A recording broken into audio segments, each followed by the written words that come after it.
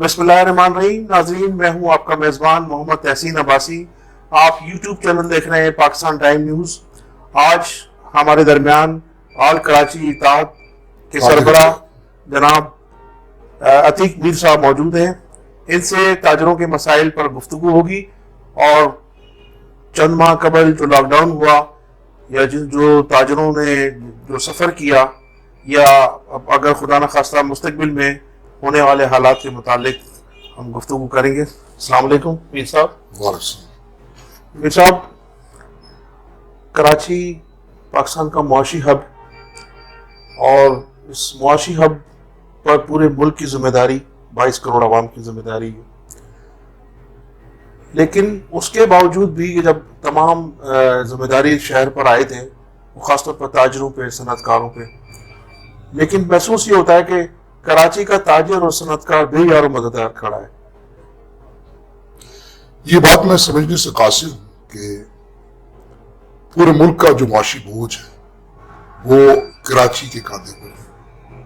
कराची के ताजरों पर वो जिम्मेदारी आयद है जो 70-68% के करीब रेवेन्यू में हिस्सा डालते हैं। मैं फिर भी गिला नहीं करता कि इतना बड़ा हिस्सा पंजाब क्यों नहीं देता या बलूचिस्तान या खैबर पख्तूनख्वा पे जिम्मेदारी क्यों आयद नहीं की जाती। अब फिर भी चले, हमें फख्र है कि इस मुल्क के लिए जिस पर हम अपनी जान कुर्बान कर भी समझते हैं कि ये अदना सी कुर्बानी है, तो उसके लिए हम पर जितना भी चाहे बोझ डालें, लेकिन हमें वो एनवायरनमेंट तो दें कि जिसमें हम कारोबार कर सकें। लेकिन कराची को आज तक देखें, आप हमें गाड़ी दे दें और सड़कें टूटी हुई हों, कचरा यहां से ना उठाएं, इंफ्रास्ट्रक्चर के मामला, बारिश हो तो अरबों रुपए का नुकसान हो जाए, आप सीवरेज का निजाम बेहतर ना करें, ये एक ज्यादती की बात है। यानी किसी को टांग तोड़कर कहा जाए कि आपने भागना है, ये कराची की ताजर। इसमें जो मेन जो मसला ये है कि यहाँ की आवाम जिन लोगों को मुंतखब करती आई है, जो आपकी मुंतखब क़यादत है, उसका भी तो पूरा कसूर है कि वो जिन लोगों को जो शहरी वोट देते हैं और बार बार वोट देते चले गए। इस बार तक माजी में 4-5 इलेक्शन में मुत्तहदा कौमी मूवमेंट थी, यहाँ उनकी जिम्मेदारी भी थी कोई, और अब जो इस वक्त 2.5 साल से आप पर तहरीक इंसाफ के अरकान असम्बलियों को शहर के लोगों ने मुंतखब किया, अभी तक उनकी भी कोई कारकर्दगी सामने नजर नहीं है। आवाम के मुंतखब नुमाइंदे भी तो जिम्मेदार है ना इस चीज के। देखिए, माजी की अगर 2 दहाइयों की जो सियासी जिम्मेदारियां अगर उनकी आप बात करें, तो कराची को वैसे तो हकीकी मायनों में इन 2 जमातों ने बर्बाद किया, एक पीपल्स पार्टी और एक मुत्तहिदा कौमी मूवमेंट। कराची को छीनने, इस सोने की चिड़िया को हथियाने की जंग में कराची तबाह हो गया। जिस तरह कि कटी हुई पतंग के पीछे बहुत सारे लोग दौड़ते हैं और फिर पतंग फट जाती है, किसी के हाथ नहीं आती। आज उन्होंने कराची के मैशत को बर्बाद कर दिया। लेकिन इसमें जो आपने भी पाकिस्तान पीपल्स पार्टी और मुत्तहिदा कौमी मूवमेंट को मॉडल इल्जाम ठहराया, पीपल्स पार्टी का यहाँ से क्या इंटरेस्ट है? पीपल्स पार्टी तो यहाँ कोई सियासी गेम करना नहीं चाह रही है मौजूदा हुकूमत। रहा मसला मुत्तहिदा का, वो तो माजी में यहाँ के लोग मुंतखब होते रहे, यहाँ उनका मेयर भी रहा है, यहाँ चेयरमैन भी उनका रहा है, अरकान असम्बली भी यहाँ रहे, उनका तो इंटरेस्ट नजर आता है, लेकिन पीपल्स पार्टी का इंटरेस्ट तो यहाँ कोई नजर नहीं आता। लेकिन पीपल्स पार्टी के अलावा भी मुझे अफसोस के साथ ही कहना पड़ता है, हमने और भी 1-2 पार्टी से गिला किया जो इख्तिदार में आई कि आप कराची की तरफ देखिए, कराची को बेहतर कीजिए। तो उन्होंने कहा भी कराची से जिन लोगों को आप लोग मुंतखब करते हैं, ये तो उनकी जिम्मेदारी है, हमें तो आप मुंतखब नहीं करते। तो ये गिला अब वजह है या गलत है, लेकिन जब आप वफाक में आ जाते हैं तो आपको फिर ये गिला करने का हक नहीं है।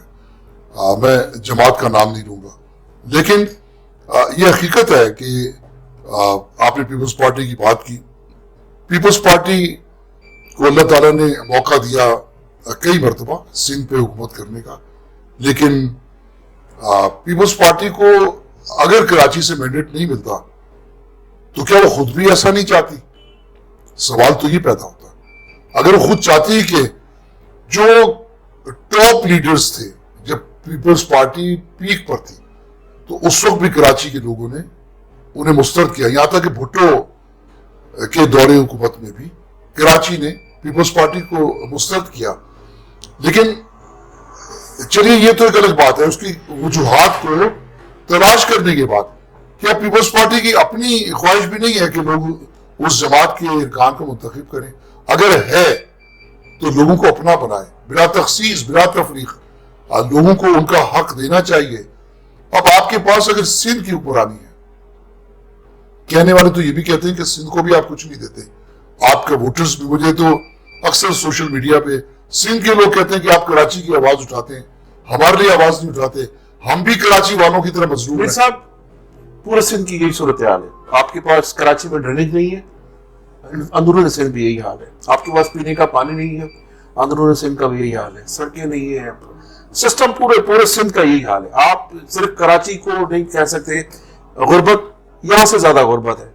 وہاں لاک ڈاؤن کے دوران جو وہاں کے لوگوں کا اشر ہوا، آپ کی کراچی کے لوگوں نے اندرون سندھ راشن بھجوایا، اور وہی بڑے بڑے ٹرک اور ٹرالر گئے جو لوگوں کو راشن پہنچائے. کراچی کا یہ حال نہیں ہے، پورے سندھ کا یہ حال ہے. غربت یہاں سے زیادہ غربت ہے. لیکن ایک اصل جو مسئلہ ہے وہ یہ ہے کہ یہ جو کراچی شہر ہے، یہ کراچی شہر سب کا شہر ہے، اور یہاں دعوے دار بہت ہیں. اس میں ان مذہبی جماعتوں کا بھی تو کردار ہے نا، جو ماضی میں اس کراچی کو لے کر چلتی رہی ہیں. اور اس کے بعد ان لوگوں نے اب جس طرح سے نعمت اللہ صاحب تھے، ناظم تھے، ان کی بھی ذمہ داری تھی، وہ بھی اپنی ذمہ داری پوری نہیں کر سکے. تو اس میں کراچی میں تو کسی نے اپنی ذمہ داری کا مظاہرہ نہیں کیا. میں صرف یہ کہوں گا کہ اس شہر میں اگر کچھ ذمہ دار تھے تو وہ تاجر اور صنعت کار تھے، اور اس کے بعد تو سیاسی لوگوں نے کوئی ذمہ داری کا کردار ادا نہیں کیا. لیکن آپ کی بات کو سمجھا جائے پیپلز پارٹی کے حوالے سے، تو اس کا مطلب پیپلز پارٹی کو جو لوگ مینڈیٹ دے کر اقتدار میں لاتے ہیں وہ بھی پیپلز پارٹی کی خدمات سے یا اس کی گڈ گورننس سے محروم ہوتے ہیں. یہ بات آپ نے کہی، اور یہ بات بالکل حقیقت ہے، میں اس کو ڈینائی نہیں کرتا. اس کا مطلب پیپلز پارٹی ایک ایسا سیاسی شجر ہے جو نہ پھل دیتا ہے نہ سایہ. کیونکہ درختوں میں بھی اقسام ہے نا، کچھ صرف سایہ دیتے ہیں، پھل نہیں دیتے، کچھ پھل دیتے ہیں سایہ نہیں دیتے، اور کچھ نہ پھل دیتے ہیں نہ سایہ دیتے ہیں. تو یہ ایک کانٹوں بھرا وہ شجر ثابت ہو رہا ہے پورے سندھ کے لیے. تو لوگوں کو اپنے مینڈیٹ پہ اثر نو غور کرنا چاہیے. اصل میں غور اس لیے نہیں ہو سکتا میر صاحب کہ ہمارا ووٹرز بشعور نہیں ہے. غیر شعوری طور پر انٹیریئر سندھ میں جو ہے وہ پیپلز پارٹی کو ووٹ دیتے چلے آئے. کراچی میں غیر شعوری طور پر یہاں لوگوں نے متحدہ کو ووٹ دیا. لیکن اس میں ہمارا تاجر برادری کا بڑا کردار ہے. دیکھیں آپ کے پاس آپ کا بھی بڑا کردار اس میں ہونا چاہیے. جس طرح سے پچھلے دنوں بھی قاسم سراج تیلی صاحب کا ایک اسٹیٹمنٹ چلا تھا، تو آپ تاجروں نے اور صنعت کاروں نے مل کر گورنر عشرت العباد آپ کے نمائندے تصور کیے جاتے تھے، اور تمام تاجروں کے جو مسائل تھے وہی حل کرتے تھے. لیکن ان کا بھی شہر کی طرف کوئی توجہ نہیں تھی. اور آپ تاجروں کا اور جو صنعت کاروں کا کردار ہے وہ ہمارے سامنے کچھ یہ نظر آتا ہے کہ آپ جو ہے وہ وقتی طور پر تو تھوڑا سا کرتے ہیں، لیکن اس کا تسلسل آپ نہیں لیتے. مطلب اگر کراچی کو کوئی مسائل ہے تو وقتی طور پر آپ اس کو احتجاج کرتے ہیں، ملتے ہیں لوگوں سے، لیکن اگر اس کے ساتھ کنٹینیو اگر آپ کچھ سلسلہ کریں تو اس کے کچھ رزلٹ آ سکتے ہیں. جس طرح سے ابھی آپ نے پچھلے دنوں جنرل باجوہ صاحب سے ملاقات کی، اس کو کنٹینیو نہیں رکھا، وہ سلسلہ ٹوٹ گیا صنعت کاروں کا، تاجروں کا. اس کے بعد پھر وہی حال ہے، 1200 ارب کا پیکیج کا اناؤنس ہوا، وہی کا وہی موجود ہے. دیکھیں میں ذاتی طور پہ اگر آپ مجھے جانتے ہوں، میری ایکٹیویٹیز کو آپ نے دیکھا ہو، تو میری تو شب روز کی ایکٹیویٹیز ہیں. اور میں اپنے تاجروں سے بھی کہتا ہوں کہ ایک طوفان کے آنے سے پہلے بندوبست بچاؤ کا کرنا چاہیے. یوں تو برستی بارش میں بھی اگر آپ چاہیں کہ چھتوں کو ریپیئر کر لیں، نہیں کر سکتے. تو ہمیں کوئی نہ کوئی بحران اٹھاتا ہے، یعنی ہم پین ہوتی ہے تو اس وقت درد ہوتا ہے تو پین کلر کھاتے ہیں. میرا بھی یہی مقصد ہے کہنے کا. لیکن ایسا تسلسل کے ساتھ اجتماعی طور پہ ایسا یوں نہیں ہے کہ ایک تاجر ہے اس کو کاروبار بھی کرنا ہے, اس کو تنظیم بھی چلانی ہے, تو دونوں کام ایک وقت میں بہت مشکل ہیں. میں خوش قسمتی سے اپنے بچوں کی وجہ سے اپنے کاروبار کی ذمہ داریوں سے میں اس وقت عہدہ برا ہوں, تو اس لحاظ سے میں ٹائم دے دیتا ہوں, چاہے آدھی رات کو بھی معاملہ ہو, مسئلہ ہو, تو میں اس کے لیے آواز اٹھا سکتا ہوں. لیکن چونکہ شہر اتنا بڑا ہے, 3 کروڑ کی آبادی ہے, مسائل اتنے زیادہ ہیں, بلکہ آپ اگر یہ پوچھیں, ایک سوال یہ کریں کہ کیا کیا مسائل ہیں, تو اس کا جواب بہت وسیع ہوگا, طویل ہوگا. لیکن آپ کہیں کہ کہاں بہتری ہے, تو ایک جملے میں اس کا جواب دے سکتا ہوں. تو اس لیے مسائل کی فوج ظفر موج ہے کہ کس کو دیکھیں, وسائل کی کمی ہے, اور وسائل کی بھی کمی نہیں ہے. وسائل استعمال تو ہوں, پیسہ لگایا تو جائے. جس محکمے میں پیسہ آتا ہے وہ آتا ہے, اور بغیر مسائل کے حل کے وہ خرچ بھی ہو جاتا ہے. کہاں ہوتا ہے کوئی پوچھے تو صحیح, کوئی متصف تو ہوگا, کوئی اکاؤنٹیبلٹی تو ہوگی, کوئی ان کو پوچھے تو صحیح. لیکن دکھ کی بات یہ ہے, جس نے پوچھنا ہے, جس نے جرم کو پکڑنا ہے, اس کے اپنے ہاتھ آلودہ ہیں. یہاں یوں سمجھے کہ ایک کرپشن کو روکنے کے لیے اینٹی کرپشن چاہیے نا, وہ اینٹی کرپشن بھی کرپٹ ہے, تو کیا کریں گے؟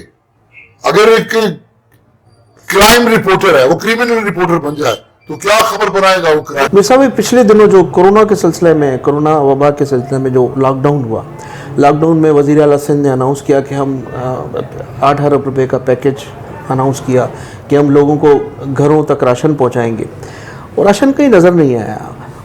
اس میں نہ تو تاجروں نے کوئی احتجاج کیا, نہ کوئی کردار ادا کیا اس میں کہ اس گورنمنٹ سے پوچھتے کہ وہ 8 ارب روپے کہاں گئے, کہاں تقسیم ہوا. انہوں نے کہا جی اس ہاتھ دیا اور اس ہاتھ لینے والوں کو بھی پتہ نہیں تھا اور دینے والوں کو بھی پتہ نہیں تھا. اس میں ہمارے معزز جو ججز صاحبان تھے انہوں نے سو موٹو لیا, اور وہ بھی ابھی کیس جو ہے وہ ابھی التوا کا شکار ہے. ایسے موقع پر تاجروں کا کوئی کردار نظر نہیں آتا.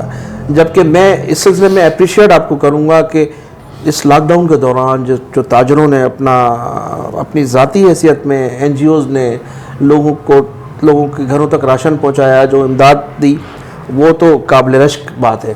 لیکن آپ اکاؤنٹیبلٹی کی جب بات کرتے ہیں, جو آپ کے علم میں ہے کہ گورنمنٹ جھوٹ بول رہی ہے, 8 ارب روپے کا اتنا بڑا جو ہے وہ جھوٹ بولا جا رہا ہے, اور یہ کس طرح سے تقسیم ہوگا, کن کن لوگوں میں تقسیم ہوگا مبینہ طور پر, اس میں آپ کے تاجروں کا کوئی کردار نظر نہیں آیا. دیکھیں, جہاں تک سوال اٹھانے کی بات ہے تو کس سے مدعا کہیے, ہاتھ رکھ کر وہ اپنے کانوں پر ہم سے کہتے ہیں مدعا کہیے, تو کچھ سننے والا بھی تو ہو, کس کو سنائیں. سر کورٹیں موجود ہیں, اعلیٰ عدالتیں موجود ہیں, نیب آج موجود ہے, دیکھیں ان کی پیپلز پارٹی کی قیادت موجود ہے, پورا سسٹم, پوری گورنمنٹ موجود ہے سر, پوری گورنمنٹ موجود ہے. دیکھیں پورا نظام اس وقت جس انحطاط, سر کہیں نہ کہیں تو سنائی ہو رہی ہے نا سر, دیکھیں کہیں نہ کہیں سنائی ہو رہی ہے, وہ اوپر اللہ کی ذات ہے. میں نیچے بھی ہے سر, دیکھیں آپ کے پاس نیب موجود ہے, آپ کے پاس کچھ نہ کچھ تو ہو رہا ہے نا, کہیں نہ کہیں تو دیکھیں کچھ نہ کچھ چل رہا ہے سلسلہ. گرفتاریاں بھی ہو رہی ہیں کرپٹ لوگوں کی, اور پکڑے بھی جا رہے ہیں, کچھ واپسی بھی ہو رہی ہے, کتنے لوگ پیسہ سزا بھی. پا رہے ہیں.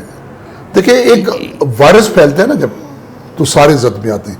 اس وقت بدعنوانی ایک قومی ایک مسئلہ ہے, کرپشن ایک قومی مسئلہ ہے, ایک فرد سے لے کے حکمران تک اس کا ایمان بن گیا ہے کہ کرپشن ہی سے روٹی ملے گی.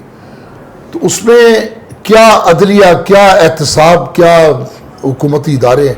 میں تو دیکھیں یہ بات ابھی صاحب اس سسٹم کو ایسے چھوڑا نہیں جا سکتا نا. آپ چاہے میری یہ بات کو چلائیں یا اس میں اسے کٹ کر دیں, لیکن میں یہ بات کہوں گا کہ میں نے جتنی کرپشن عدل کرنے والے, قانون نافذ کرنے والے اداروں میں دیکھی ہے, شاید عام لوگوں میں. دیکھیں یہ ایک مثال, ٹریفک پولیس اس وقت ہر چورستے پہ موجود ہے. اسے کسی کو درست طریقے سے ٹریفک چلانا مقصود نہیں ہے اس کا وہاں موجودگی. وہ چاہتے ہیں لوگ وائلیشن کریں, وائلیشن کریں گے تو پیسے ان کی جیب میں آئیں گے. اسی طرح ہر کوئی چاہتا ہے لوگ اگر آپس میں بدعنوانی ایک دوسرے کا حق دینا اس کی اہمیت کو سمجھ لیں، وکیل بے روزگار ہو جائیں، عدالتوں کو تالا لگ جائے، جب تک ہم ایک دوسرے کا حق غصب کر رہے ہیں، زیادتی کر رہے ہیں، ناانصافی کر رہے ہیں اور کر رہے ہیں، تاجروں میں چوروں کی بڑی تعداد ہے، یہ جو مہنگائی مافیا ایک دم سے میں اس بات کا اعتراف کرتا ہوں، عوام میں کرپشن کی بہت بڑی تعداد ہے، کوئی خود ہم ٹھیک ہوں، خود احتسابی عمل ہونا چاہیے، تو خود احتسابی تو کرے، کوئی شخص یہ سوچ لے کہ مجھے اپنے اعمال نامے کے ساتھ قبر سے نکلنا ہے اور میری نجات میرے اچھے کاموں سے ہے، اسوہ حسنہ کی زندگی اختیار کرنے سے، لیکن ایسا نہیں ہو رہا۔ میں کس کو برا کہوں؟ میں نے آپ سے پہلے کہا کہ اگر آپ یہ سوال کریں کہ اچھا کیا ہے تو معاف کیجئے گا، کچھ بھی اچھا نہیں ہے۔ لیکن میر صاحب میں تو جو دیکھ رہا ہوں اور جو خبریں آ رہی ہیں اور جیسے اس میں میری ذاتی بھی دوستوں سے ملاقات ہوئی ہے، اس گورنمنٹ میں تو کافی اچھائیاں نظر آ رہی ہیں، مقصد تجارت کے حوالے سے، صنعت کاری کے حوالے سے۔ آپ کی جو اس وقت ٹیکسٹائل انڈسٹری ہے اس میں تو 2 سال کے تک آرڈر آپ کے پاس ہیں، آپ تو جو ہے وہ جو ٹیکسٹائل کے جو تاجر ہیں وہ کہتے ہیں کہ ہمیں اگر 5 سال اسی طرح سے ملے تو ہم اس پورے ملک کا قرضہ اتار دیں گے۔ اس کے بعد سیمنٹ انڈسٹری ہے، بہتری کے تو اثرات آ رہے ہیں، کچھ نہ کچھ تو آپ کوئی شک نہیں ہے کہ موجودہ حکومت یہ اس کی پہلی اس پارٹی کی پہلی حکومت تھی، اور فرق تو آتا ہے، ہمارے بھی کوئی ایسوسیشن کوئی پہلی دفعہ کوئی گروپ جیت کر آتا ہے تو خوش تو بہت ہوتا ہے کہ وہ انقلاب لے آئے گا، لیکن جب مسائل سامنے آتے ہیں تو پھر وہ جس طرح اعمال نامے کے بارے میں کسی نے کہا، لیکن 2.5 سال تو اس نے بڑے سخت گزارے اس گورنمنٹ نے، بڑے سخت حالات رہے، لیکن اب 2.5 سال کے بعد کچھ بہتری کی طرف نظر آ رہا ہے۔ آپ نے دیکھا مہنگائی بھی کچھ کم ہونا شروع ہوئی ہے اور ڈالر بھی جو ہے وہ کافی ڈی گریڈ ہوا ہے، تو اس میں کچھ تو آپ بہتری کے تو آثار نظر آ رہے ہیں۔ نہیں، اس میں کوئی شک نہیں ہے کہ کچھ اچھے کام ہیں۔ میں ایک بات ہمیشہ کہتا تھا کہ دیکھو یہ مقامی مسائل تو اپنی جگہ ہیں، یہ جو ایک امپورٹ اور ایکسپورٹ کا ڈیفیسٹ ہے خطرناک حد تک ہے، تجارتی خسارہ، اس کو روکنا ہوگا۔ ایک آدمی کے بلڈ بننے کی رفتار کم ہو، بلڈ کا ضائع ہونا اس کی رفتار زیادہ ہو تو دنوں میں وہ آدمی گر جائے گا، یہی ملک کی اکانومی ہے۔ تو اس حکومت نے یہ تو کیا ہے کہ اس ڈیفیسٹس کو ایک تسلی بخش حد تک کم کیا ہے۔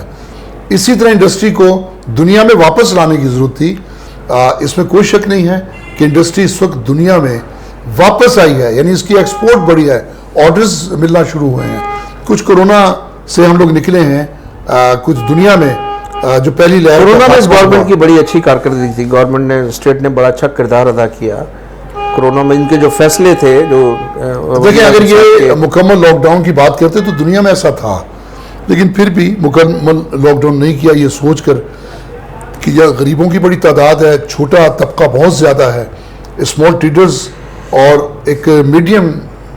موجودہ حکومت کی جانب سے یہ جو ٹائمنگ سیٹ کی گئی ہے تجارتی علاقوں کی، بازاروں کی، صنعتوں کی، اس سے آپ مطمئن ہیں؟ بالکل، دیکھیں 8 بجے تک کا وقت کراچی میں بہت ہے، جبکہ ملک کے دیگر زیادہ تر دیکھیں جو قومی سطح پہ فیصلے ہوتے ہیں اس کو 4 صوبوں نے ماننا ہوتا ہے، تو 10 بجے تک کی ٹائمنگ سے پورے ملک میں اب بھی ہیں، لیکن سندھ حکومت نے 6 بجے تک صرف کیا ایک سیاسی آنکڑا ہے کہ وفاق سے ہٹ کے فیصلہ کرنا ہے، 2 چھٹیوں کا کوئی جواز نہیں تھا، اس پر آپ نے دیکھا لوگ سراپا احتجاج ہوئے، یہ ناانصافی کی بات ہے۔ اگر آپ نے وفاق کے ساتھ چلنا ہے تو پھر آپ وفاق کے فیصلے کریں، تو یہ میں سمجھتا ہوں کہ حکومت سندھ کی بلا وجہ کی ایک پخ تھی، ایک ضد تھی، جو بہرحال اس میں تاجروں کو کامیابی حاصل ہوئی۔ میں اس میں پھر بھی نہیں کہتا جنہیں کامیابی یا ناکامی نہیں ہے، میں پھر بھی کہتا ہوں کہ حکومت سندھ رائے راست پہ آ گئی، اچھی بات ہے۔ اس کے علاوہ تعلیمی اداروں کے متعلق آپ کا کیا خیال ہے؟ تعلیمی ادارے بند کیے گئے ہیں جبکہ ایس او پیز کے ذریعے تعلیمی ادارے صحیح چل رہے تھے، اسکول کھل رہے تھے۔ یہ پالیسی اس لیے ٹھیک نہیں ہے کہ دنیا میں کوئی بھی ملک اپنی ایک بہتر شرح خواندگی یعنی لٹریسی ریٹ کے اوپر ہی ملک آگے جاتے ہیں، اگر اس کی لٹریسی ریٹ کم ہوگا تو اچھے لوگ نہیں آئیں گے معاشرے میں۔ لیکن کیوں یہ پالیسی بنائی گئی مسلسل، جبکہ بچوں میں کرونا اتنا خطرناک بھی نہیں سمجھا جاتا؟ پھر کیا سبب ہے کہ انہوں نے اس تعلیمی اداروں کو نہ صرف مسلسل بند رکھا بلکہ بغیر ایگزام کے آپ نے ان کو اگلی جماعتوں میں پروموٹ بھی کر دیا؟ تو اس کا مطلب یہ کہ اگر یہ 10 سال تک بند ہوں گے تو بغیر امتحان کے بچہ میٹرک میں چلا جائے گا۔ اچھا میر صاحب یہ بتائیے گا کہ یہ جو سی پیک ہے ہمارا، اس سی پیک کے حوالے سے آپ کیا سمجھ رہے ہیں کہ ہمارے اس کراچی شہر کو کیا فائدے ہوں گے، اور اس میں ہمارے جو لوگوں کے خدشات ہیں کہ سی پیک مکمل ہونے کے بعد، اب تو سٹارٹ تو ہو چکا وہ، سی پیک مکمل ہونے کے بعد ہمارا تاجر دوسرے نمبر پر چلا جائے گا اور چائنیز جو ہیں یہاں جو ہے وہ چھا جائیں گے۔ دوسرا ایک جو عرب کنٹریز میں ہے کہ وہاں کا جو مقامی یہاں باہر سے آنے والا جو تاجر ہے یا جو بھی کاروبار کرتا ہے تو اس کا شیئر وہاں ہوتا ہے 49%، اور عرب کنٹریز میں 51% ان کا شیئر ہوتا ہے جو وہاں کا مقامی جیسے کفیل کہا جاتا ہے۔ تو کیا آپ تاجروں کا حکومت سے یہ مطالبہ نہیں ہے کہ ہم اس طرح کا کوئی سسٹم بنائے کہ یہاں کا تاجر کو تحفظ حاصل ہو اور باہر کے آنے والے جو ہیں وہ وہاں ہی ان کو حیثیت وہی ہونی چاہیے جو دنیا میں ہوتی ہے، لیکن یہاں ابھی تک ایسا کوئی قانون نہیں بنایا گیا ہے، ہمارے تاجر کو اور صنعت کار کو کوئی تحفظ نہیں دیا جا رہا۔ سی پیک کے معاہدے میں ایسی شرائط شامل ہیں جس میں ایک مخصوص فیصد مقامی لوگوں کی ہوگی جو جنہیں ملازمتیں دی جائیں گی۔ سی پیک پاکستان کی تقدیر بدلنے کے لیے ایک بہت انقلابی منصوبہ ہے، اور میں سمجھتا ہوں کہ کسی بھی ملک میں اگر ٹیکنالوجی نہیں ہے تو یہ اس ملک کی ترقی کے سفر میں ایک بہت سست روی آپ دیکھیں گے۔ ایک چھوٹا سا ملک ایک ہنگری آپ نے نام سنا ہوگا، جہاں یہ ایک موبائل فون، وہ ساری دنیا میں انہوں نے وہ موبائل فون، نام تو مجھے اس کا جی یاد نہیں رہا، لیکن ساری دنیا پورے ورلڈ میں ہنگری کا نام اس کا ایک چھوٹا سا، اور اس کی جو آمدنی تھی وہ بھی ایک خاص والیوم تھا اس کمپنی کا جو یہ موبائل فون بنا دی۔ اب دیکھیں ہوتا ہے ہمارے ہاں ویلیو ایڈیڈ آئٹمز نہیں ہیں، وہ بنتے ہیں ٹیکنالوجی سے۔ ایک موبائل فون ہے، اس کی لاگت کیا ہو سکتی ہے آپ کے خیال میں؟ اس میں 200-300 روپے کا میٹیریل خرچ ہوتا ہے، باقی تو ساری ٹیکنالوجی ہے۔ تو ٹیکنالوجی تو آپ نے ایک دفعہ ہی حاصل کرنی ہے۔ اب ایک موبائل فون ہے ایک جیسے وزن کا، ایک کی قیمت 25,000 ہے، ایک کی قیمت 1,50,000 ہے۔ ٹیکنالوجی، وہ ٹیکنالوجی بیچتے ہیں۔ اسی طرح ہمارے ملک میں بدقسمت یہ ہے کہ ویلیو ایڈیڈ آئٹمز نہیں ہیں، اس کے لیے ہمیں جو تکنیک چاہیے دیگر ممالک سے، اس وقت قریب ترین وہ چائنا ہے۔ تو چائنا سے آپ دیکھیں 2005 میں جب WTO میں دنیا داخل ہوئی، یعنی ایک کھلے مقابلے کا رجحان ہوا، سرحدیں کھول دی ایک دوسرے کی تجارت کے لیے، تو پاکستان پر چائنا کی سب سے خطرناک یہ الغار تھی۔ پاکستان میں کوئی چیز اس پیمانے پہ اس معیار کی بن نہیں رہی تھی۔ میں فرنیچر انڈسٹری کی بات کروں، 70% کارخانے بند ہو گئے، لیکن پھر ان کے سامان کو جب انہوں نے چیک کیا کہ یہ ہم بنا سکتے ہیں، بہت سارے آئٹم اس سے بہتر بنائے انہوں نے، اور آج دیکھیں دوبارہ سے چائنا کا حصہ کم ہو گیا، مقامی فرنیچر کا حصہ بڑھ گیا۔ تو آپ جو دوسرے ملکوں سے ٹیکنالوجی، تو سی پیک ہمیں ٹیکنالوجی تو دے گا جو پاکستان کی ضرورت ہے، پاکستانی عوام کی ضرورت ہے۔ اور جس دن ہمارے ہاں جیسے آئی ٹی میں بہت زیادہ پیش رفت نہیں ہے، ٹیکنالوجی میں بہت زیادہ، تو ہنرمند جتنے زیادہ پیدا ہوں گے اور ان کی کھپت ہوگی وہاں، تو پاکستان دنیا کی تجارت میں اپنا ایک مقام بنا سکے گا۔ لیکن اس وقت تک میں سمجھتا ہوں کہ ہمیں انتظار کرنا ہوگا، دوسروں پہ انحصار کرنا ہوگا، جب تک اس میں کتنا عرصہ لگ سکتا ہے؟ آپ کیا سمجھ رہے ہیں کتنا ٹائم ہمیں درکار ہوگا اس میں؟ دیکھیں کیونکہ لوگ غربت سے نکلنا چاہ رہے ہیں، لوگ منتظر ہیں کہ خوشحالی آئے، غربت پھیلتی جا رہی ہے، غربت کافی آخری اسٹیج سے پہنچ چکی ہے۔ لوگ دیکھیں آپ کو خود بھی تو سوچنا ہے کہ آپ کو اپنے حالات بدلنے، آپ کے حالات جب تک آپ خود نہیں چاہیں گے، نہیں بدل سکتے. آپ کبھی چائنا کی طرف دیکھیں گے, کبھی فرانس کی طرف دیکھیں گے, کبھی امریکہ کی طرف دیکھیں گے. ہمارے عوام کو یہ ایک دفعہ سوچنا ہے کہ ہم نے خود انحصاری کے تحت آگے بڑھتا ہے. ایک سوچ بن گئی ہے. ہم روزانہ اخبار میں دیکھتے ہیں فلاں نے اتنی امداد دے دی, ہم خوش ہو جاتے ہیں. بھائی ہم امداد دینے والے بنیں, یہ فیصلہ کریں, یہ عزم کریں, یہ کوشش کریں. تو پاکستانی گورنمنٹ کو میں یہ سمجھتا ہوں کہ وہ تمام تر امپورٹس بند کر دینی چاہیے جو اشیاء پاکستان میں بنتی ہیں, خواہ وہ ناقص بھی بنتی ہیں تو کم از کم زر مبادلہ بھی بچے گا, مقامی لوگوں کو کاروبار بھی ملے گا اور ملازمتیں بھی زیادہ سے زیادہ لوگوں کو دی جا سکیں گی. بے روزگاری کا مقصد یہ ہے کہ اگر سی پیک مکمل ہوتا ہے اور جس دن یہ فل فلیش چلنے لگے گا تو ہم وہ 70s کی دہائی میں آ جائیں گے جو ہمارے پاکستان نے ترقی کی. 70s تک تو ہمارا ملک جو تھا, ہم 70s کی دہائی میں نہیں, ہم 21ویں صدی میں داخل ہو. مقصد یہ کہ جو اس وقت خوشحالی تھی 70s میں جو ہمارے اس سے زیادہ ہوگی. آپ اس سے زیادہ دیکھیں پاکستان کا ایک پاکستانی بھی نہیں سمجھتا. وہ کہتے ہیں اقبال بھی اقبال سے آگاہ نہیں ہے. یعنی اتنی زیادہ پاکستان میں پوٹینشل ہے کہ آپ تلاش تو کریں. آپ خزانے میں بیٹھے ہوئے ہیں اور آپ نے کشکول ہاتھ میں پکڑا ہے. یہ کیسا ملک ہے یہ دیکھیں, اپنے خزانوں کو ڈھونڈنا اور اس کو دنیا کی مارکیٹ میں لے کر آنا, اس کے لیے بھی ٹیکنیک چاہیے. اس کے لیے بھی باہر سے لوگ آتے ہیں تو وہ کہتے ہیں بھئی یہ ہم آپ کو نکال کے تو دیں گے لیکن 75 پیسے ہم لیں گے, 25 پیسے آپ کو دیں گے. دوسرا میر صاحب اب تھوڑا کراچی کے مقامی مسائل پر گفتگو کرتے ہیں. کراچی شہر میں پانی کا بڑا مسئلہ ہے, واٹر بورڈ کی نااہلی اور اس کے علاوہ بجلی کا بڑا بحران ہے. بجلی کے جو بل ہیں وہ, پھر آپ کے پاس آج کل سوئی گیس کا بڑا بحران ہے. تو یہ دو چیزیں تو وفاقی گورنمنٹ سے ریلیٹڈ ہیں اور یہاں 14 MNA آپ کے پاس موجود ہیں, 25 سے زیادہ MPA موجود ہیں. پانی کا مسئلہ K4 منصوبہ شروع ہوا, وہ ابھی تک التوا کا شکار ہے. وہ شاید اس لیے روک دیا گیا ہے کہ اس کے بجٹ میں اضافہ ہو گیا ہے اور اس کا ڈیزائن چینج کیا گیا. اس کے ڈیزائن میں وہ ذوالفقار آباد جو تعمیر ہو رہا ہے اس میں کچھ لائنیں دی گئی ہیں, کچھ بحریہ ٹاؤن میں دی گئی, جس کی وجہ سے وہ اس کا جو ہے نقشہ چینج ہوا اور وہ فیڈرل گورنمنٹ نے اس کا بجٹ روک لیا ہے. جو K4 منصوبہ تھا اس میں اگر تاجر تھوڑا کردار ادا کریں تو وہ K4 منصوبہ دوبارہ شروع ہو اور کراچی کے شہریوں کو کچھ پانی کی سہولت میسر آئے آگے چل کر. تو اس میں دیکھیں کراچی شہر ایک مصنوعی زندگی کا شہر بن گیا ہے. میں خیال ہوں کسی اور کا, مجھے سوچتا کوئی اور ہے. کراچی میں ایک دوسرے کی کارکردگی میں رکاوٹ ڈالنے کی سیاست ہے.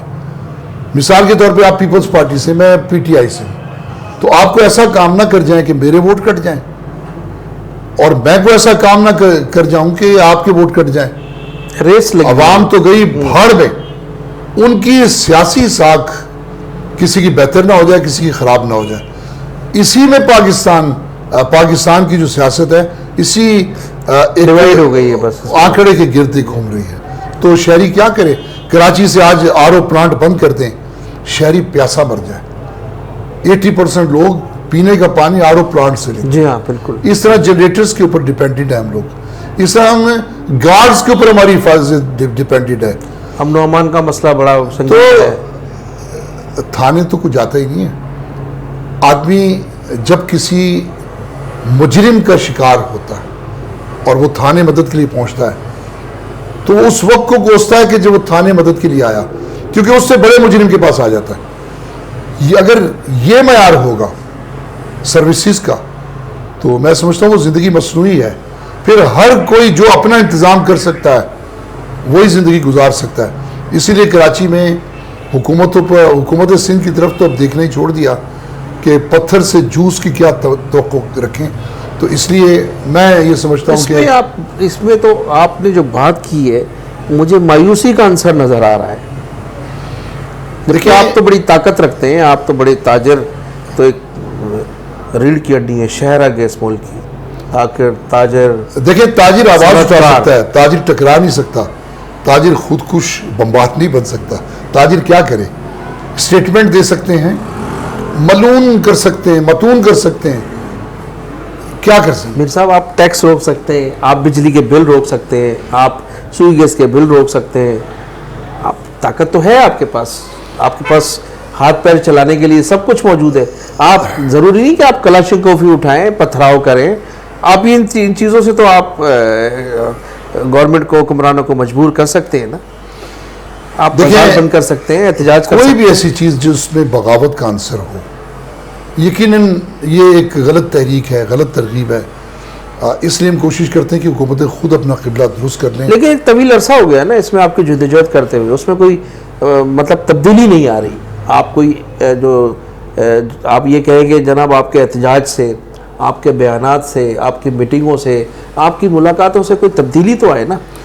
نہیں, میں آپ کے پچھلے سوال کی طرف آتا ہوں کہ اتنا تو ہوتا ہے کہ وہ جزو وقتی صحیح کام ہو جاتے ہیں, جو درپیش مشکلات ہیں وہ وقتی طور پہ دور ہو جاتی ہیں.